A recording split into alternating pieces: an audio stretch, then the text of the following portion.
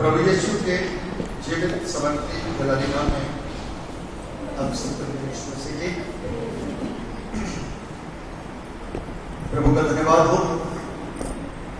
वो महान परमेश्वर है, सभी युगों से पहले सबसे ऊंचे पे विराजमान परमेश्वर, निरंतर हमको सुनता है और निरंतर हमको समझता है। ये वो परमेश्वर है जिसको आज तक लोग बहुत जान नहीं पाए, और यदि जान गए तो पहचान नहीं पाए, और कुछ लोग आज तक पहचानते नहीं।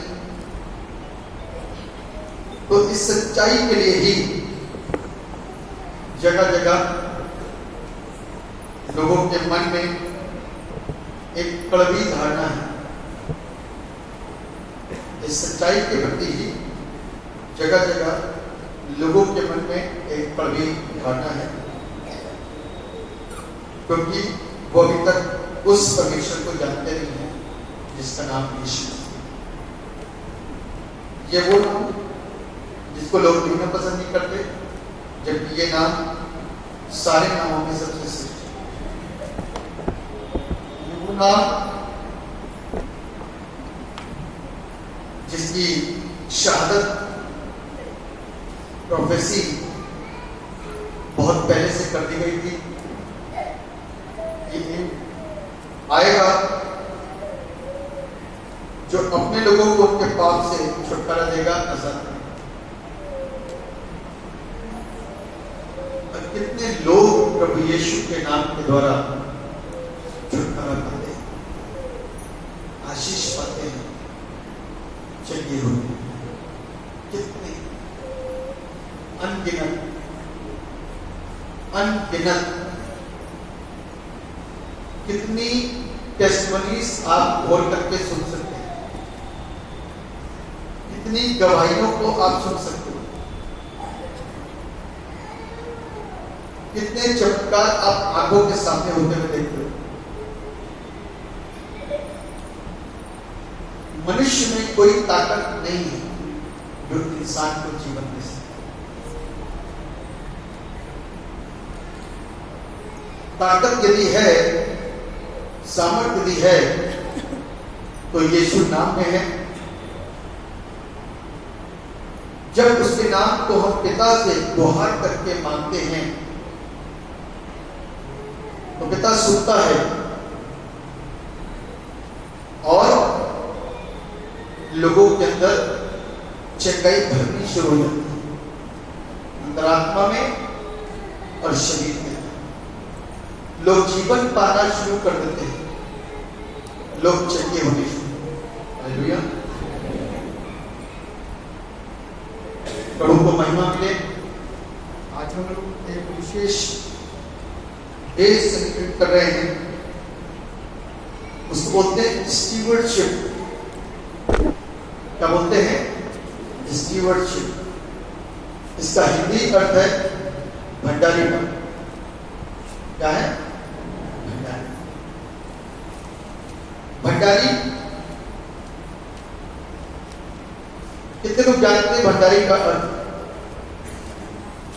भंडारी किसने?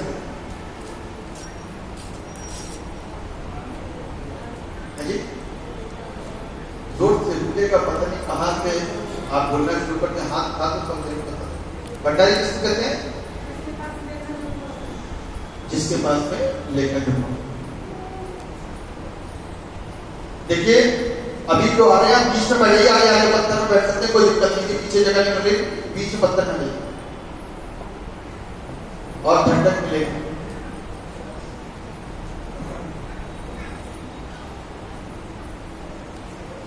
लेट में आने का थोड़ा सा और जाना भुगतना पड़ेगा।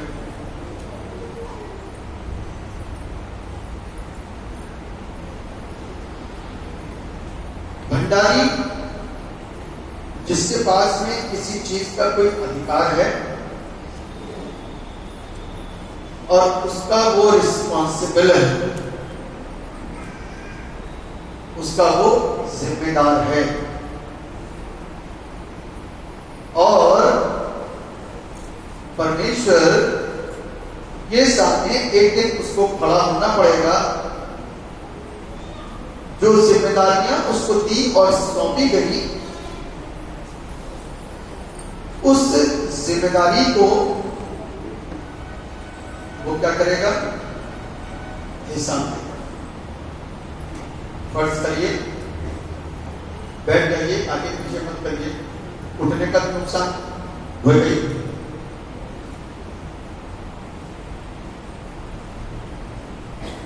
यहाँ कोई पार्लियामेंट की सीट नहीं है कि आप अप्लाई करो, एक बार खोया तो दूसरा आ जाएगा। मैं सीट के लिए किसी को कुछ नहीं कहते, यहाँ किसी की रिजर्व सीट नहीं है, कोई भी आए और कोई भी बैठे। इसीलिए जिस भंडारी पद के ऊपर हम लोग बात कर रहे हैं, बड़ा मुख्य विषय है, और इस मुख्य विषय के ऊपर आज हम लोग मनन करेंगे।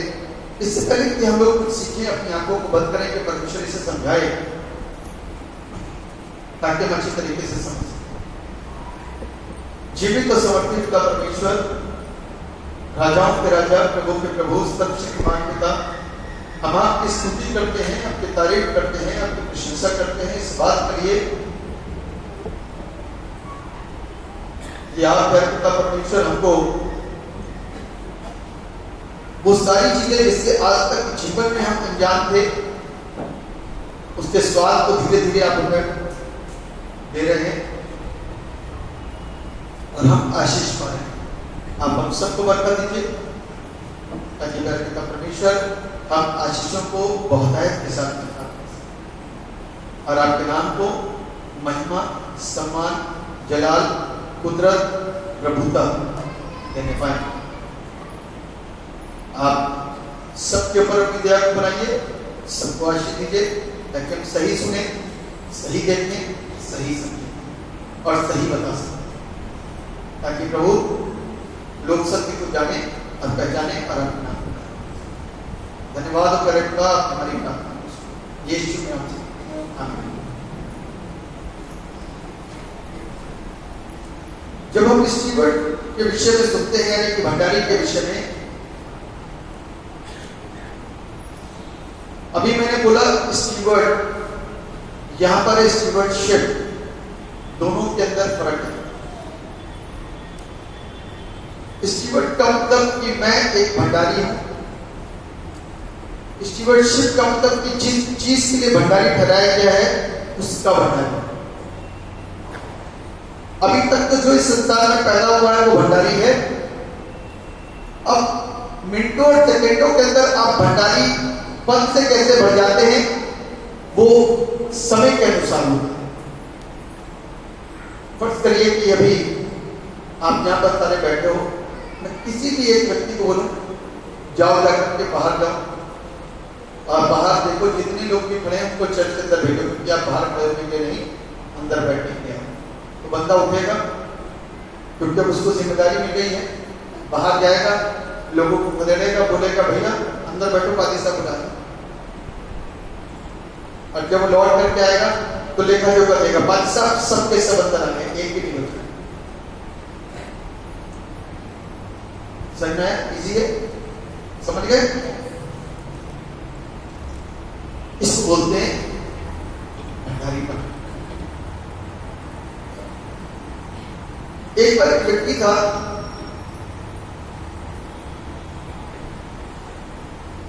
शॉप में कोई गया, उसकी दुकान पे कोई गया और निकल के आया, आइए आइए आइए बताइए क्या चीज है, बताइए क्या चीज है।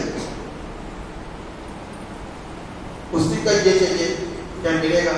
ये चाहिए, ये भी मिलेगा, ये चाहिए, ये भी मिलेगा। आइए अंदर और देखिए, बहुत बड़ा है, सारी चीजें बहुतायत के साथ मिलती है, क्या चाहिए आपको? ये भी है, ये भी है, ये भी। लिस्ट दिखा दीजिए क्या क्या चीज है, लिस्ट दिखा। यदि कोई सामान में पसंद ना आए तो वापस भी कर सकते हो, आप चिंता मत करो। जब तक सामान निकल रहा है तब तक क्या खाएंगे बता दीजिए? चाय, पानी, ठंडा, बहुत लोग पूछते हैं, दुकानों में जाते हैं पूछते हैं। जब आप शादियों की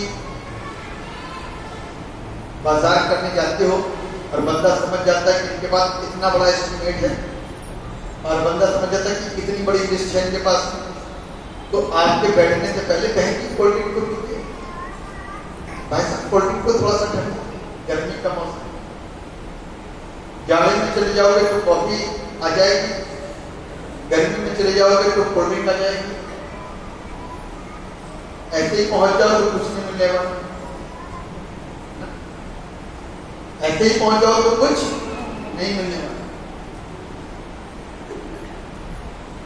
तुम्हारी सिखानी है भंडारी के विषय में लोग सीख रहे हैं, तो उस आदमी ने कहा आइए जो कुछ चाहिए बता दो। जब तक फिलहाल हमारे यहाँ हमारे क्षेत्र का सबसे मीठा मिष्ठान जो कुल्फी कहलाता है उसको आप खा सकते हैं, तब तक आपका सामान आ रहा है। इस सामान के अंदर जरा सी भी बेईमानी नहीं है, बड़ा साफ शुद्ध है, और यदि कोई चीज फिर भी नहीं समझ में आती तो वापस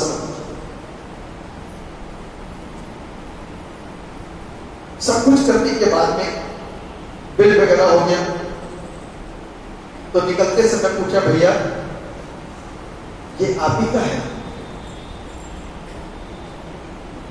तो उसने कहा ये मेरा नहीं है, ये मालिक का है, हमारे स्वामी का है। इतनी देर से तुम हमको अंदर बुला रहे हो, कुल्फी भी खिला दी तुमने, हमारी लिस्ट भी तैयार करवा दी, और ये भी बोल दिया कि कोई परेशानी हो तो वापस आ जाना, मैं मदद करूंगा, और अब कहते हो ये मालिक का है। सच्चाई है कि ये जीवन भी मालिक का है,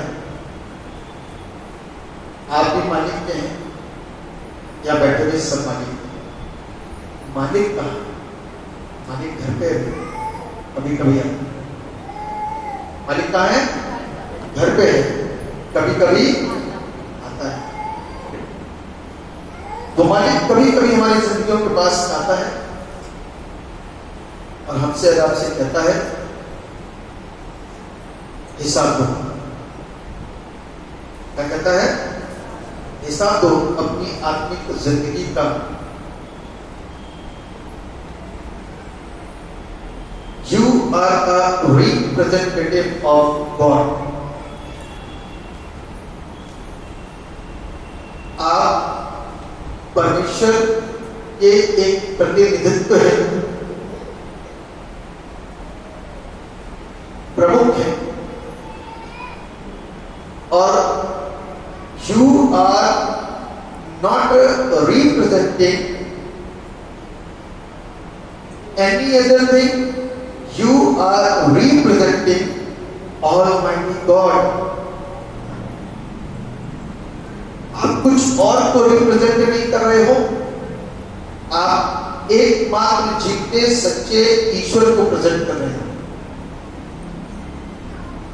अब जब आप उस जीते परमेश्वर को रिप्रेजेंट कर रहे हो, उसको प्रतिनिधित्व कर रहे हो, तो आपसे अपेक्षा जो की जाएगी तो यही की जाएगी कि परमेश्वर की शिक्षा आपके द्वारा मुझ तक पहुंचे। तभी लोग पिछले से पिछले हफ्ते बिशप साहब के चरणों में टूट के पड़े, है ना? गिर रहे थे कि गिर रहे थे? क्यों गिर रहे थे? तो बिशप साहब को आपने क्या समझा? एक महान, एक बड़ा महायाजक, और ये सत्ता है कि वो महायाजक है और हैं। संसारिक तौर पर पदवी के अनुसार he is representing God. We are representing God. We are representing our saviour Jesus Christ, यीशु मसीह को हम रिप्रेजेंट करते हैं, तभी धार्मिक गुरुओं के अंदर आप ईश्वर स्वरूप देखते हो। कहते हो जी हमारे लिए तो आप कौन है? ईश्वर है, प्रभु है। इसीलिए आप के अंदर एक श्रद्धा भाव पैदा होता है और उस श्रद्धा भाव के अंदर आप अपने सभी जवान बंदे के पांव छूने लग जाते हो, क्योंकि ये बंदा आपको इस सच्चाई के मार्ग को दिखा रहा है, इसलिए आपके अंदर इसके प्रति इतना श्रद्धा भाव उत्पन्न हो जाता है कि आप उसके पांव छूते हो। लेकिन आपको मैं बताऊं मालिक कौन है? मैं। तो मालिक कौन है? यीशु। कभी भी चाहो उसके पैर छू लो। दिख रहा है आपको? दिख रहा है? यीशु मसीह दिख रहा है किसी को? ऐसा दिख रहा है। जहां उसको पुकारोगे वहां वो मौजूद होगा। मेरी बात को समझिएगा। कण कहने वाला मैं आपको उदाहरण नहीं दे रहा हूं। जहां दिल से उसको पुकारोगे वहां पर वो आपको मिलेगा। इसलिए उस सच्चाई की ओर ध्यान देते हुए उसको हम और आप क्या करें? पुकारें, तो वो मुझको और आपको सुनेगा भी, देखेगा भी और समझेगा भी और जानेगा। इसको कहते हैं भंडारी। आज आपको यदि मैं अंधेरे में रखूं कि जी मैं ही हूं सब कुछ करता हूं, सारे बीमारों को मैं ठीक करता हूं, तो आपको इसके आगे कोई नहीं दिखाई देगा। लेकिन मैं बता रहा हूं कि मैं नहीं, मेरे ऊपर बहुत पादरी हैं जो सीनियर हैं, जो आशीषित हैं, जो भी हैं, और सबको उसी परमेश्वर ने जिसके नाम की सामर्थ के द्वारा अद्भुत होता है, जिसका नाम यीशु मसीह है, वही सबका मूल है और वही सबका मेन स्वामी और मालिक है। इसीलिए डायरेक्ट प्रार्थना कर सकते हो। यदि नहीं आता कुछ तो आप गुरु का इस्तेमाल करते हैं, लेकिन हमेशा नहीं। गुरु तो सिर्फ एक वही है और उसका नाम यीशु मसीह, जिसके पावन चरणों पर आकर के हम सब अद्भुत रीति से आशीष पाते हैं। ये आशीष यहीं पर ही मिल रही है, क्योंकि आप उसके भवन में हैं और परमेश्वर के जन उसके नाम को लेकर के आप ये प्रार्थना करते हैं, तो वो अपने इस दास को या आपको लज्जित नहीं होने देता। वो सोचता है कि कुछ मांगा गया है और तब वो आपके लिए काम करता है और आपके अंदर से बीमारियां, दुष्ट आत्माएं, रोग सब चलता है और आप स्वतंत्र जीवन को जीते। कैसे जीवन को? तो आपको और हमको, हम जिस हाल में हैं जवाब देना है। हम और आप जवाब नहीं होंगे। आप सब, आप सब, आप सब और आप सब, मैं भी आप से अलग नहीं हूं, क्योंकि इंसानों में मेरी भी गिनती आती है। हम सब जवाब दे रही हैं। प्रभु जब आपको पूछेगा कि बेटा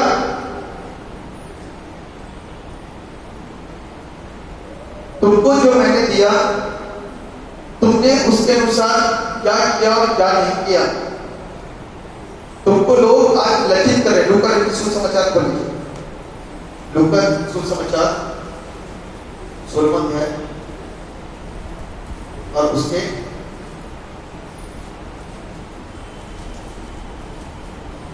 1 पद से। लूका सुसमाचार 16वां अध्याय 1 पद से। जिस किसी को मिले पढ़ना। फिर उसने चेलों से कहा, किसी धनवान का एक भंडारी था और लोगों ने उसके सामने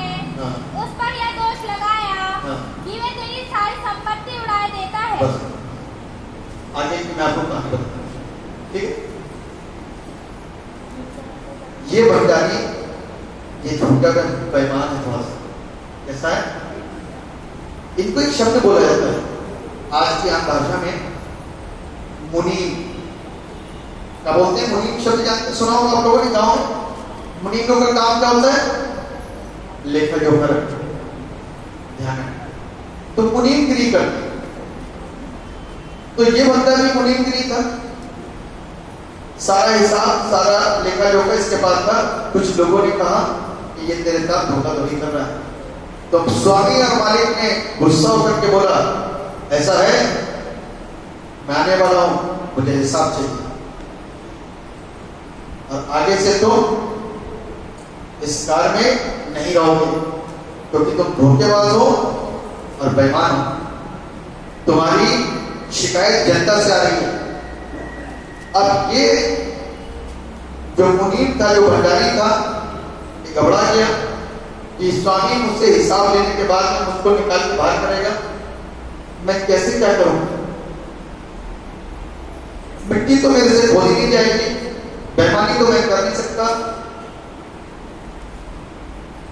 मेहनत मैं कर नहीं पाऊंगा, कैसे चलेगा काम? दिमाग लगा। क्या करा? दिमाग लगा। क्या दिमाग लगेगा? देखिए इसके 5वें पद। तब उसने अपने स्वामी के देनदारों को एक-एक करके बुलाया। किसके देनदारों को? स्वामी के देनदारों को बुलाया। आगे और पहले से पूछा, तुझ पर मेरे स्वामी का कितना कर्ज है? उसने कहा, 100 मन दे। तब उसने उससे कहा, अपना खाता बही ले और बैठकर तुरंत 50 लिख दे। 100 को 50 लिख। बुलाए कर्जदार को, स्वामी के कर्जदार को 100 का क्या कर दिया? 50 लिखा दिया। आगे फिर उसने दूसरे से पूछा, तुझ पर कितना कर्ज है? उसने कहा, 100 मन गेहूं। तब उसने उससे कहा, अपना खाता बही लेकर 80 लिख दे। 80 लिख दे। आगे स्वामी ने उस अधर्मी भंडारी को सराहा कि उसने चतुराई से काम किया है, क्योंकि संसार के लोग अपने समय के लोगों के साथ रीति व्यवहारों में ज्योति के लोगों से अधिक चतुर हैं। बस लिखा हुआ है, स्वामी ने उस अधर्मी भंडारी को सराहा। क्या गजब है। मतलब कि स्वामी ने उस भंडारी को क्या करा? सराहा। कैसा भंडारी था वो? अधर्मी। इतने समय से जो मसला चला आ रहा था, कई 100 रुपए का, उसने कहा 100 मन तेल, 100 मन गेहूं। कहता तेल एक काम कर, आधा कर दे, 50 लिख दे, 50 की माफी कर दी तुझे। तू भी खुश, मालिक भी खुश। तू कैसे खुश? तेरा 50 माफ हो गया। मालिक कैसे खुश? उसके अंदर सारा पुराना पैसा जो नहीं निकल रहा था वो गया। 100 मन गेहूं का 80 लिख, तू भी खुश, मालिक भी खुश। मालिक निकालेगा मुझे तो मैं तेरे पास आऊंगा, तू मेरे को याद तो रखेगा कि मैंने तेरे साथ भलाई। दिमाग आज बता रही है, क्योंकि इस संसार के लोग अपने समय के लोगों के साथ रीति व्यवहारों में ज्योति के लोगों से कहीं अधिक चतुर है। ये ज्योति के लोग कौन है? ज्योति के लोग कौन?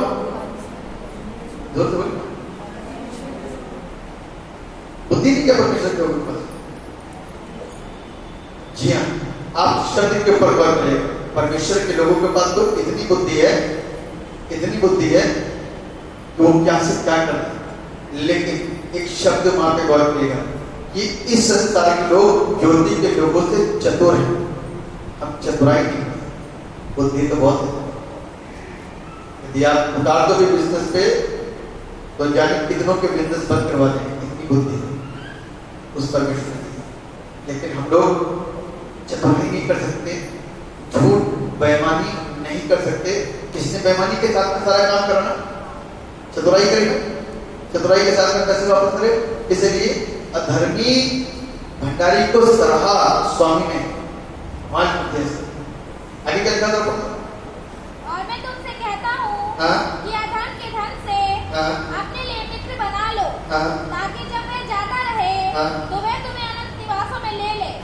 जो थोड़े से थोड़े में सच्चा है वह बहुत में भी सच्चा है, और जो थोड़े से थोड़े में भी अधर्मी है वह बहुत में भी अधर्मी है।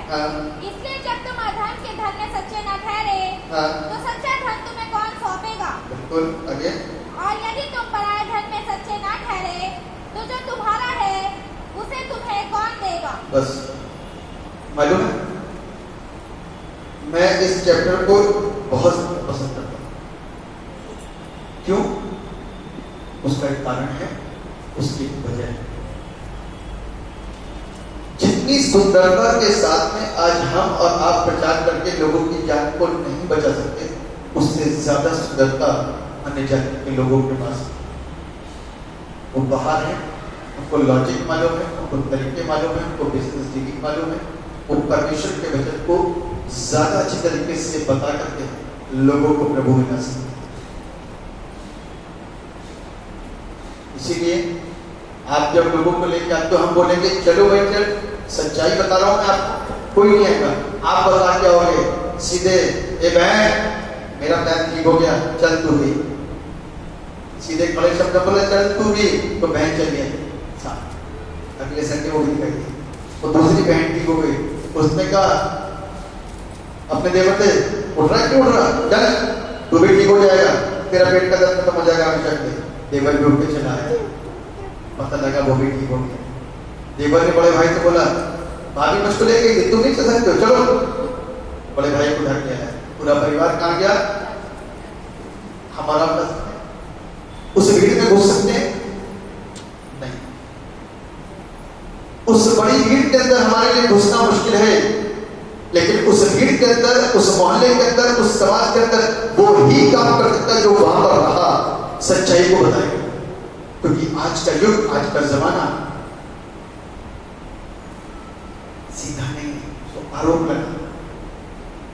हम सच्चाई को बताने के आपके घर घर पहुंचेंगे तो लोग स्वीकार नहीं करेंगे, लेकिन जब आप अपनी भाषा में उसको बोलोगे ना, अपनी भाषा में समझाओगे, तो लोग स्वीकार भी करेंगे और मानेंगे भी। इसीलिए बाइबल हमको जो सिखाती है वो सबसे बुद्धि की बात है।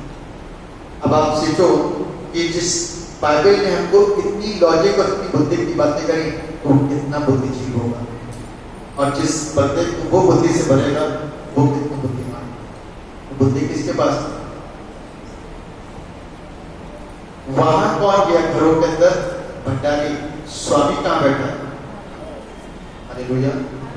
समझदार समझते हैं, और जो नहीं समझते उनको नहीं करेगा समझ।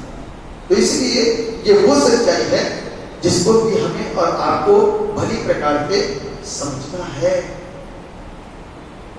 जब हम आप इसको अच्छी तरीके से समझ पाएंगे तो बहुत सारे काम हल हो सकते हैं, बहुत सारी चीजें सरल हो सकती हैं, और बहुत सारे जीवन सुरक्षित हो सकते हैं। क्योंकि हम अभी भी आपसे कहते हैं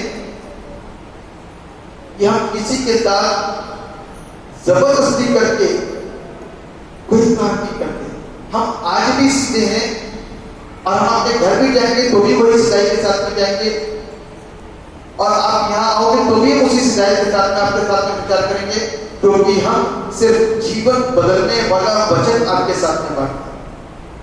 लेकिन हम आपको पसंद है, हम आपको पसंद है नहीं आएंगे, लेकिन आपके बीच में आपका ही भाई बंधु आकर के आपको जो बताएगा तो आप उसको पसंद करोगे, उसकी बातों को पसंद करोगे, उसको स्वीकार करोगे और उसके साथ यहाँ पर। तो ये है परमेश्वर का वचन, ये है परमेश्वर के वचन की सच्चाई जो हमारे जीवन में आने के दौरान हमको और आपको आशीष देती है। आगे हमको सिखा रही है भंडारीपन। जब बातचीत आती है तो सिर्फ इसी चीज से नहीं, और भी पहलुओं में आती है, और भी पहलुओं में आती है। निकाल लीजिए मलाकी की पुस्तक उसका 3 अध्याय और उसके 8 पद से मलाकी की पुस्तक उसका 3रा अध्याय और उसके 8 पद से। क्या मनुष्य परमेश्वर को धोखा दे सकता है? क्या मनुष्य परमेश्वर को धोखा दे सकता है? बताइए, क्या मनुष्य परमेश्वर को धोखा दे सकता है? नहीं, कभी नहीं दे सकता। आप बोल सकते हो कभी नहीं दे सकता, है ना? बुरी तरह कभी नहीं दे सकता। हाँ, कभी नहीं दे सकता। कितने भी चालाक आप बन जाओ, कितने भी चतुर बन जाओ, कितने भी तेज आप हो जाओ, परमेश्वर को धोखा नहीं दे सकते। आगे क्या लिखा हुआ? पर देखो, तुम मुझको धोखा देते हो। तुम मुझको धोखा देते हो। परमेश्वर को कभी कोई धोखा नहीं दे सकता, लेकिन आप बाइबल बता रही है कि तुम मुझको धोखा देते हो, यानी कि परमेश्वर को दिख रहा है कि आप धोखा। मेरी बात सुन रहे हैं? परमेश्वर को दिख रहा है कि आप परमेश्वर को धोखा दे रहे हैं, लेकिन फिर भी वो आपके ऊपर किसी भी प्रकार का कोई आरोप नहीं लगा रहा। जानता सब कुछ है। कुछ लोग, बड़े लोग, बुजुर्ग लोग, माँ बाप लोग जानते सब कुछ है। बच्चे कैसा धोखा दे रहे हैं अपने माँ बाप को जानते सब है, लेकिन कहते कुछ नहीं। जानते सब कुछ है लेकिन कहते कुछ नहीं। आगे क्या लिखा हो? तो अभी पूछते हो, तो अभी पूछते हो कि हम किस बात में तुझे धोखा देते हैं, है ना? आगे क्या लिखा हुआ? दशमांश और उठाने की भेंटों में। दशमांश और उठाने की भेंटों में। अब ये लिखा है पुराने नियम में। अब बहुत सारे लोगों का ये कहना है, शिक्षा है कि ये तो पुराने नियम की बात है, हम इसको क्यों माने? यदि आप पर्सनल मेरे से बात करेंगे तो मैं पुराने नियम के ऐसे हवाले खोल दूंगा कि आपकी बोलती बंद हो जाए। कुछ क्षेत्रों में, कुछ बातों में आप सामने नहीं खड़े हो सकते, लेकिन इससे भी उत्तम आपको बताऊंगा, क्योंकि बाइबल हमको जो सिखा रही है। लोग ये कहते हैं, अभी परसों हमारे जेबी के घर में परिवार आया। परिवार क्या, 3 लोग हैं, नौजवान। सैटरडे मिशन सबक का दिन वाले खूब बताने लग गए कि ऐसा करना चाहिए, वैसा करना चाहिए, ये करना चाहिए, वो करना चाहिए। अब यदि वो कलाम को ना जानते होते तो उनको सिखा नहीं पाते बहुत सारी चीजें। तो यहां ये मुद्दा भी आएगा। इस मुद्दे के ऊपर डिस्कशन हुआ, तो मैं भी आपका सपोर्ट करता हूं, लोगों का सपोर्ट करता हूं जिन लोगों ने कहा कि दशमांश नहीं देना चाहिए। उनका कहना है कि दशमांश समय का होता है, दशमांश टाइम टैलेंट का होता है। चलो मैं अपनी बात को ऊंचा करता हूं, लेकिन जकई क्या हो गया कि उसने आधा तो दे दिया कंगालों, आधा जो बचा उसके बाद में उससे भी उसने उन लोगों से जिनसे अत्याचार करके ले लिया था 4 गुना कर दिया।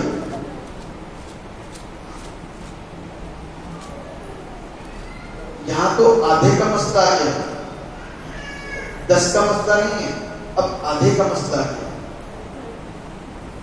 दशमांश बहुत लोग नहीं देते, लेकिन डॉक्टर को कितने लोग पैसा देते हो? डॉक्टर को कितने लोग पैसा देते हो? जी सभी देते हैं। शर्म के मारे हाथ उठाया, कोई बात नहीं। डॉक्टर को दशमांश से ऊपर दे देते हो, नशे को दशमांश से ऊपर दे देते होगे। नशा कहता आओ और आप उस करके पी लो।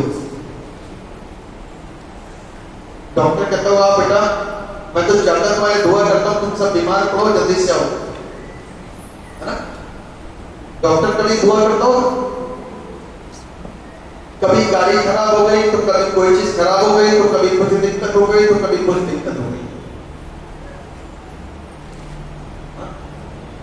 कभी एक्सीडेंट हो गया, अच्छा हुआ आपने रोक करके दुआ करी।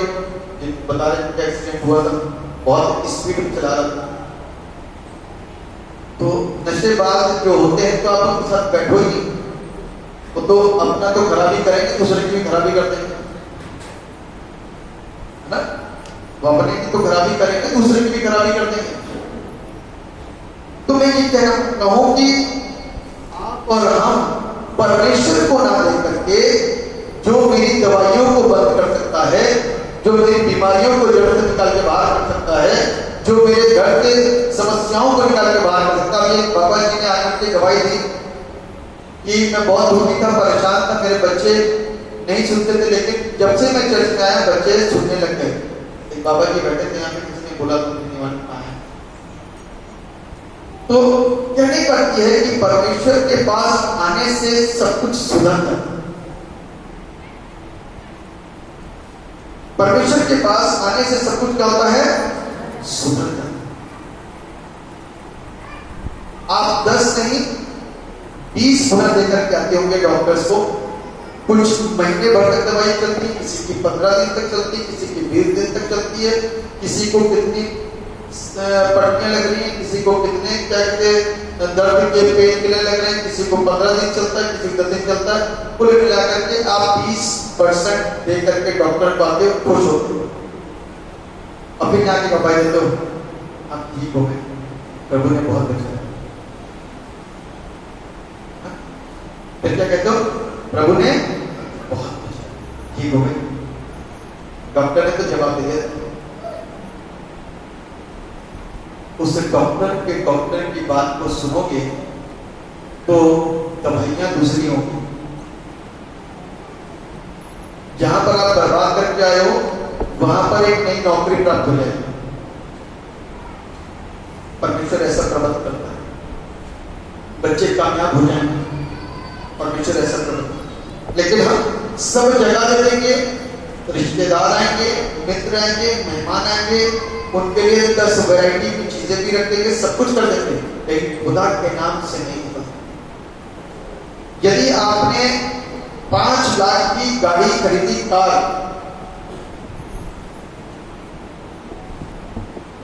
तो खुदा के क्या देते हो? सब पता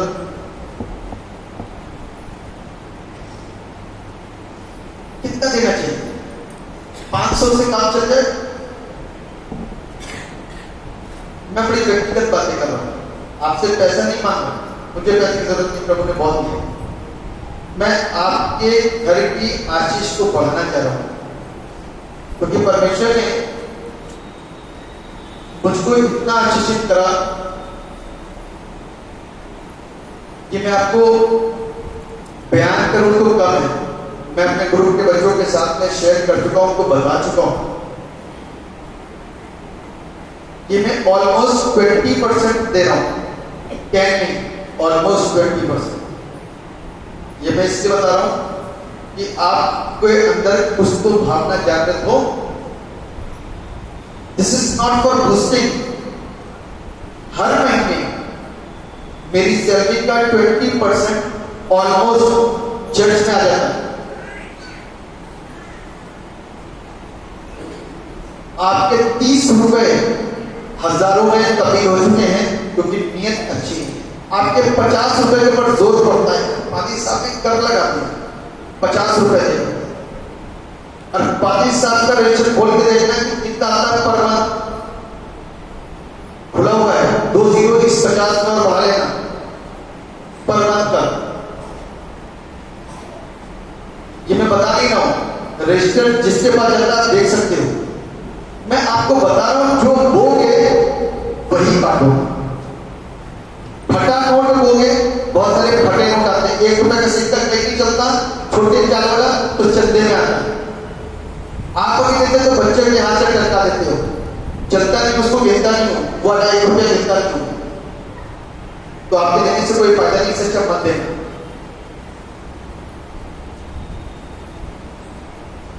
और उसके बाद में जिस काम चर्च में कोई भी करते हैं काम, किसी प्रकार का पादी साहब का कंट्रीब्यूशन उसमें हमेशा रहता है।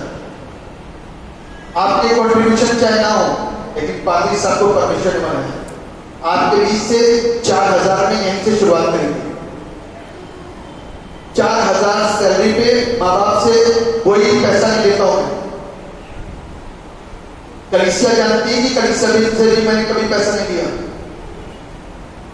4,000 में यहाँ पे शुरुआत करी थी, टाइट तब भी देता। जैसा होगे वैसा ही काटो।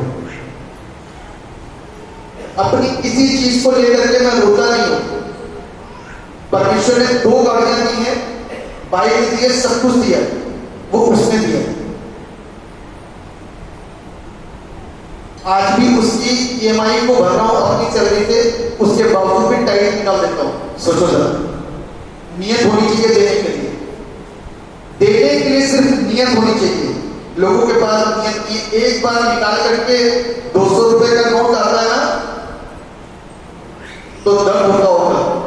बोलना सीखो। मेरा कोई भी ऑफरिंग छोटी नहीं आती, चाहे प्रेयर मीटिंग की हो, चाहे फ्राइडे की मीटिंग की हो, चाहे संडे की मीटिंग की हो, कभी छोटी ऑफरिंग नहीं डालता। सीखना पड़ेगा आपको। आपके घर की आशीष यदि आपको चाहिए है, आपको बेहतर होना पड़ेगा। तब आप, मैं कहता हूं, कोई भी सीरियसली ये ना सोचे कि प्रभु 3 महीने हो गए, साल भर हो गया, अभी तक कुछ हुआ ही नहीं। मैंने कभी नहीं सोचा।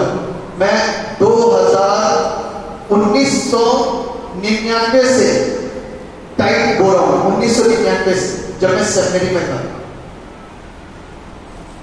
तब से मेरे पापा 250 रुपए मेरे को पॉकेट मनी हर महीने भेजते थे। लोगों के 2,500 रुपए आते थे पॉकेट मनी के, और उस 250 के अंदर मेरे प्रिंसिपल ने एक बार बोला था कि ये अमीर घर का लड़का है। इस तरीके से परमेश्वर मुझको रखता था। ब्लेसिंग्स तो परमेश्वर दिखाएगा, आप कुछ नहीं कर सकते।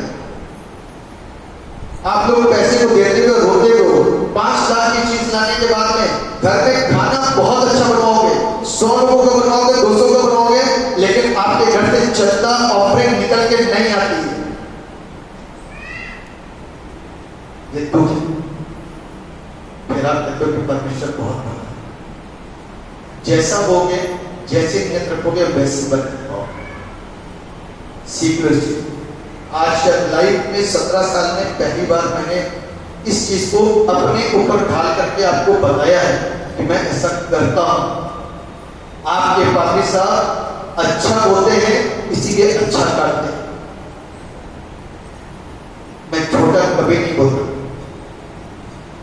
10 रुपए की वैल्यू आज की तारीख में नहीं है, 20 रुपए की वैल्यू आज की तारीख में नहीं है। ध्यान रखना। 10, 20, 50 रुपए की वैल्यू मेरी नजर में आज की तारीख में नहीं है। जब बिल्कुल कुछ नहीं होता है, ऐसा भी कंडीशन आती है मेरे पास में, जब कुछ नहीं होता है तो मेरे पास में एक जगह एक पैसा इकट्ठा है मेरे पास में, उससे निकाल करके भी बेस्ट देता हूं। मेरा मेरी भाई का दोनों खाली नहीं रह सकते। बहुत लोग यहां आके बांटने के लिए हेल्प भी करता हूं, खाली नहीं हूं। क्योंकि मैंने बहुत लंबे समय से बोलना शुरू करा है। अब परमेश्वर को मालूम पड़ गया है कि ये बंदा वापस नहीं होगा, इसकी नियत गंदी है। उसने भी झरोखे खो दिए।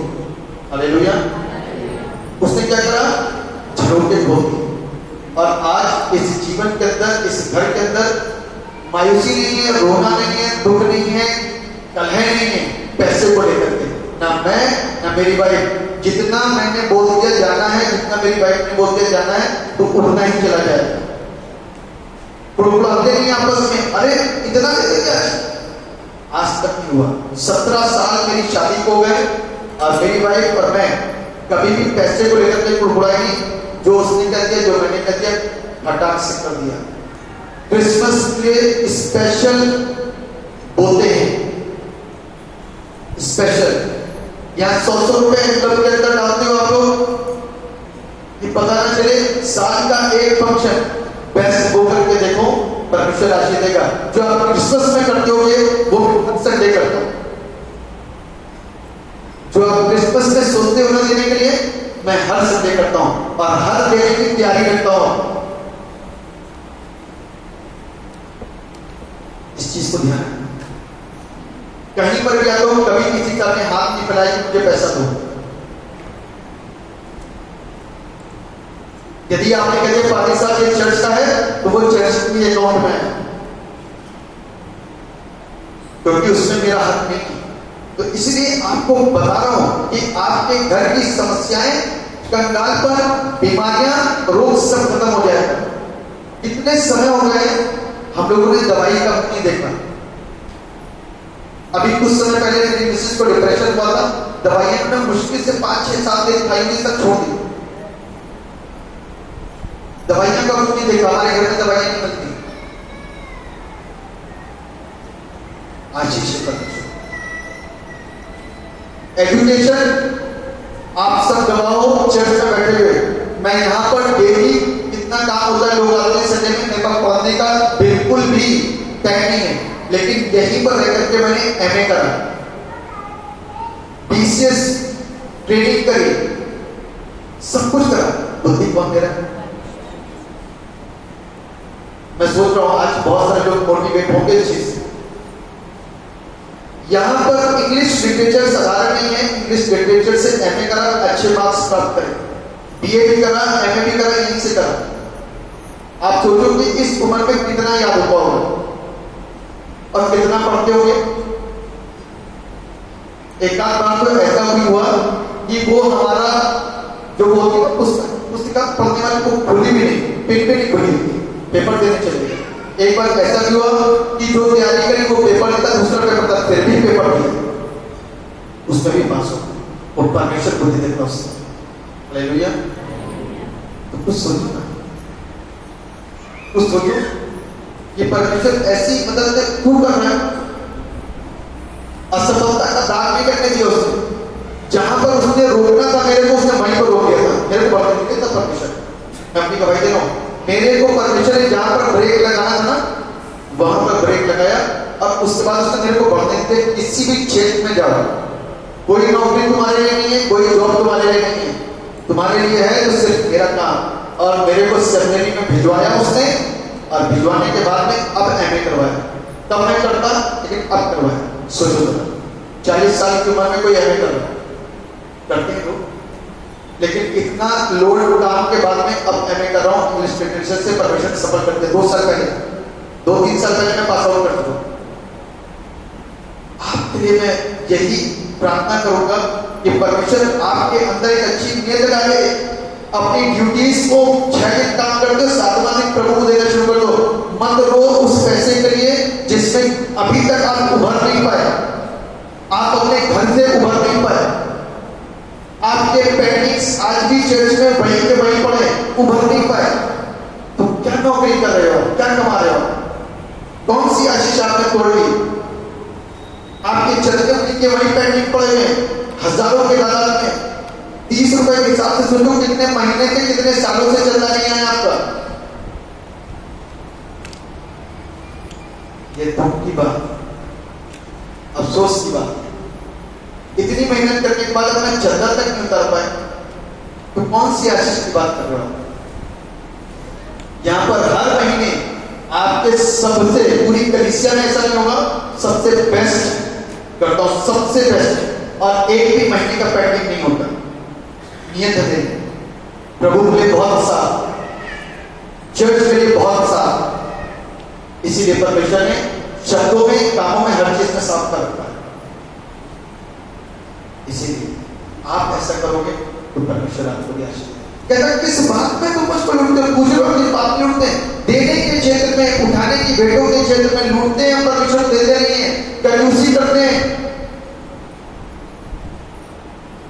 पेट्रोल गाड़ी में इतना पिला देंगे, मोबाइल इतना कर लेंगे, सब कुछ कर लेंगे, सारे काम कर लेंगे, लेकिन चंदे में 1 रुपया टैक्स से आता है, 10 रुपया आता है बस, हाईएस्ट। 10 की गड्डी बनती है हर संडे, 1000, 1500, 10 की गड्डी बनती है। जो परमेश्वर के बोएगा वो आशीष पाएगा। एक दिन नहीं बोलता, हर संडे, हर मीटिंग में, हर जगह आप ये ऐसा करो, तब देखो परमेश्वर के काम। और ये मत कहिए कि मैं घर चला रहा हूं, मैं आपकी तरह बहुतों को ऐसे समय में मदद कर देता हूं जिसका रिटर्न कभी नहीं सोचता मैं कई बार। ध्यान रखना, कोई इस बात के एक्सक्यूजेस मत दे।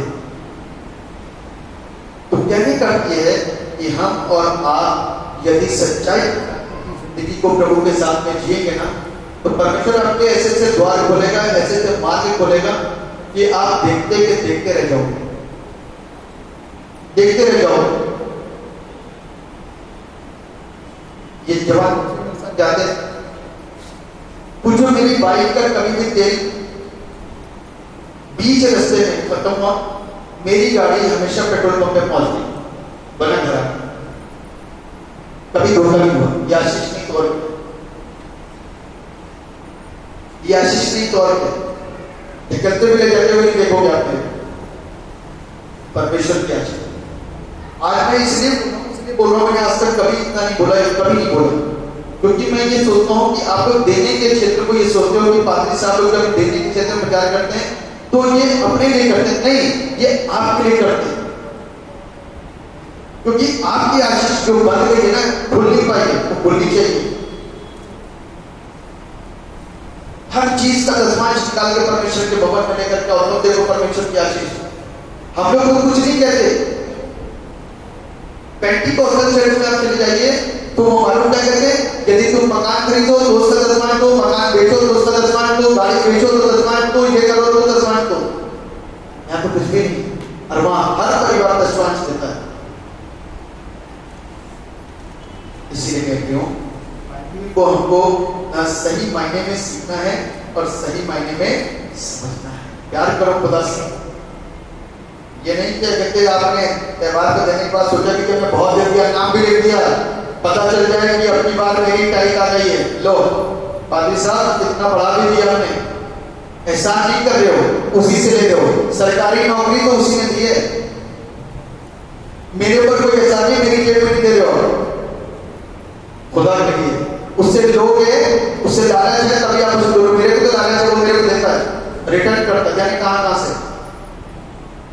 मैं आपको बता रहा हूं अपने लिए, मेरे पास अभी 4 महीने पहले कुछ भी रुपया नहीं था, मेरे को कहीं जाना था, बहुत अर्जेंट। मैंने कहा प्रभु कैसे क्या होगा। मेरी वाइफ के पास किसी का फोन आया, बात हुई थी, पहले मेरे से बात हुई, उनकी वाइफ से बात हुई, कहता प्रभु मेरे को अगुवाई कर रहा है, ये आपको कुछ देने के लिए। मैंने कहा मैंने प्रभु से मांगा, शायद प्रवंश ने प्रबंध करा। तो आज तक ऐसा अमाउंट मेरे पास कभी नहीं आया जो पहली बार उसने दिया। रात के 11 बजे कोई बैंक नहीं खुलते, कुछ नहीं खुलता, 10,000 का ट्रांजैक्शन मेरे बैंक अकाउंट में हो गया और मेरे को सवेरे जाना था। सोचो भला ये किसको कहते हैं। रोने नहीं देगा, आप रोगे मैं हंसूंगा, क्योंकि वो रोने नहीं देता मेरे को। और मेरे सारे काम पेंडिंग हुए, जो पेंडिंग थे सब पूरे हो गए। मैं इसलिए बता रहा हूं कि आप जानते हो, क्योंकि मैं रो नहीं सकता, क्योंकि उसने मुझको जीवन की खुशियां दे दी। आप रोते हो पैसे के लिए, क्योंकि आज तक आपने बोले ही नहीं अपना बेस्ट। बेस्ट बोगे, बेस्ट हो।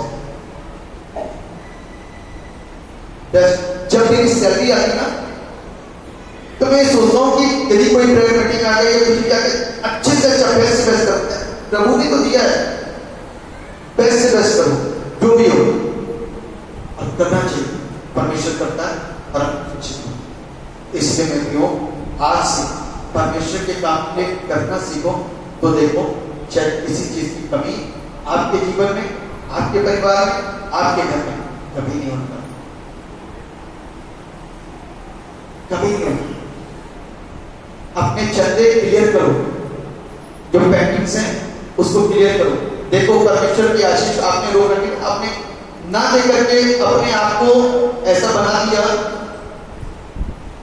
कि परमेश्वर ने आपकी तरफ से ताले लगा दिए। आप बीमार हो, आपके घर में सफलता नहीं है, आप कमा के लाए 500 और खर्चा करे 800, और 300 रुपए कहां से आए? उधारी से। आज तक इस पूरे मार्केट में मेरा कोई उधार नहीं होगा। भूल कहीं पे तो मैं याद दिलाता हूँ, मेरे को बता देना, कहीं मेरा कोई उधार न रखे। और पूरी मार्केट से कहीं भी एक फोन करूंगा कि ये सामान चाहिए, कोई भी दे देगा। हजारों का लोगे, लाखों का लोगे, कभी नहीं बोलेगा, सामान मिलेगा। और ऐसी परमेश्वर ने इज्जत बनाई। इसीलिए मैं प्रियो, आज आप अपने जीवन के अंदर आशीषित हो जाओ। कल मैं प्रचार कर रहा था, नगर में तुम आशीषित होगे। व्यवस्था में उसका 28वां अध्याय, उसमें लिखा जो कोई परमेश्वर की आज्ञाओं को, उसकी विधियों को मानेगा वो आशीषित होगा। और कल मैं प्रचार कर रहा था इस बात का कि नगर में तुम आशीषित होगे। नगर के लोग कुछ लोगों को पहचान लेते हैं, लेकिन नगर में तुम आशीषित होगे। तुम जबकि तुमको लोग सलूट के सलूट मानेंगे, और उसके अलावा तुम जिस चीज के लिए कहोगे तुमको मिल जाएगा। नगर में तुम आशीषित हो, तुम्हारी संतानें आशीषित होगी, तुम्हारी बेटी आशीषित होगी, तुम्हारे जानवर आशीषित होंगे, क्योंकि तुमने अपना आश्रय उसके ऊपर बनाया है, उसको अपना आश्रय स्थल मान लिया, इसलिए आशीषित हो। मेरे प्रियो, उस परमेश्वर से प्रेम करो और जो भी काम करो कुड़कुड़ान के मत करना। निकाल लीजिए लूका रचित कुरिन्थियों, दूसरा कुरिन्थियों 9 अध्याय 6 पद से पढ़िए।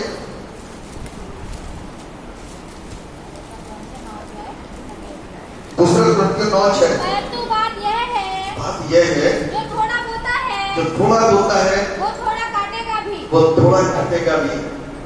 आगे, और जो बहुत बोता है वह बहुत काटेगा। वो बहुत काटेगा। इस साल के बाद 2 गाड़ियां कैसे आ गई? दोनों अच्छी चल रही, जरूर कुछ पैमाने करेंगे। अपने लिए नहीं कह रहा हूं। अभी मेरठ में जो पादरी साहब 2 हफ्ते पहले यहाँ पे थे, तो कलीसिया को ये लगता है कि पादरी साहब लोग कभी भी अपने लिए अच्छी चीजें नहीं कर सकते, परमेश्वर प्रबंध करता है। उनके पेरेंट्स ने और उनके पास जो भी पिता, उन लोगों ने अपनी अच्छी गाड़ी खरीदी, तो लोगों ने इल्जाम लगा दिया कि शायद चर्च के पैसे से ले लियो। मैं सोचता हूं कि ऐसे इल्जाम लगाने वाले कभी भी सफल नहीं हो सकते। आप अपने खादिम के ऊपर इल्जाम लगा रहे हो, आपकी जुबानें सफल नहीं होंगी। असफलता देखोगे अपने जीवन के अंदर, अपनी औलादों को। सोचो फिर बोलो। इसीलिए जो थोड़ा बोलता है वो थोड़ा काटेगा भी, और जो बहुत बोलता है वो बहुत काटेगा। हर एक जन जैसा मन में ठाने वैसा ही काम करे, ना कुड़ के और ना दबाव से, क्योंकि परमेश्वर हर से देने वाले से प्रेम रखता है। परंतु सब प्रकार का अनुग्रह तुम्हें बहुतायत से दे सकता है, जिससे हर बात में और हर समय सब कुछ जो तुम्हें आवश्यक हो तुम्हारे पास रहे, और हर एक बड़े काम के लिए तुम्हारे पास बहुत कुछ हो, जैसा लिखा है। हालेलुया। कभी भी कुड़ के मत देना, निराश होकर के मत देना, भूखी होकर मत देना। हर्ष परमेश्वर आनंदित होगा। जब परमेश्वर के भवन में गया होगा तो कुड़ करके ना बैठना, हर्ष के साथ में बैठना कि मैं परमेश्वर के भवन में बैठा हूं, यहां से पूरी जिंदगी भर की आशीष बटोर करके लेके जाता हूं। पूरी जिंदगी भर की आशीष यहां से आपको जो मिल जाएगा वो कहीं किसी लेक्चर में नहीं मिलने वाला, क्योंकि परमेश्वर जिसके ऊपर अपने हाथ को रख देगा ना, वो सफल हो जाएगा। अपनी सफलता के लिए उसे दुआ करो कि परमेश्वर अपने हाथ को हमारे ऊपर बढ़ाए, दोनों हाथ को बढ़ाए, क्योंकि उसके ये वाले हाथ में, दाहिने हाथ में उम्र की दराजगी है, और ये वाले हाथ में क्या है? धन और महिमा। वो दोनों आशीष देना जानता है। इसीलिए उस सत्य परमेश्वर पर विश्वास करो और उसके साथ ईमानदार बनो। परमेश्वर इस वचन के द्वारा हम सबको आशीषित करे, और हम अपने इस सुंदर वचन से जो कुछ भी ग्रहण करें हैं, सीखा है, मोटिवेट हुए, अपनी जिंदगी के अंदर उसको लागू करें, ताकि परमेश्वर की बड़ी बरकत आपके जीवन के अंदर हो। जीवित और समर्पित परमेश्वर, राजाओं के राजा, प्रभु के प्रभु, सर्वशक्तिमान पिता, आपके नाम की स्तुति हो, आपकी तारीफ, आपकी प्रशंसा, धन्यवाद। आपका नाम जलाना, महिमा से बात। जितने लोग ने प्रभु सुना है, वे सब प्रभु आपके नाम के द्वारा आशीष पूरा। धन्य हो प्यारे पिता परमेश्वर, वे सब जो आपकी आज्ञा का पालन करने के लिए मनों के अंदर विचार कर चुके हैं और कर रहे हैं, वो प्रभु आपके नाम में सफल होने जा रहे हैं।